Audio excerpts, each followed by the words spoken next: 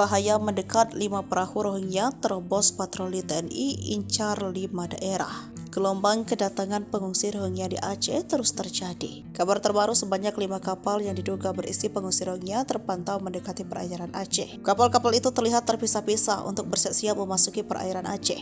Mereka terdeteksi patroli udara TNI Angkatan Udara. Adapun 5 kapal tersebut terpantau mendekati perairan Lok Semawe, Aceh Timur, Pidi Aceh Besar, dan Sabang. Laporan ini didapatkan seraminews.com dari kantor berita internasional yang diterbitkan pada Kamis 21 Desember 2023. Setiap kapal diduga berisi ratusan pengungsi Rohingya dengan tujuan ke kawasan perairan Aceh. Dalam laporannya disebutkan Indonesia telah mengintensifkan patroli di perairan setelah peningkatan gelombang kedatangan pengungsi Rohingya sejak November 2023. Patroli udara mendeteksi setidaknya 5 kapal pada hari Rabu memasuki perairan Indonesia, kemudian membawa pengungsi Rohingya. Sebagian besar pengungsi yang berangkat melaju laut berupaya mencapai Malaysia untuk mencari pekerjaan. Indonesia seperti Thailand dan Malaysia bukan negara penandatanganan konvensi pengungsi PBB tahun 1951, sehingga tidak berkewajiban untuk menerima pengungsi Rohingya.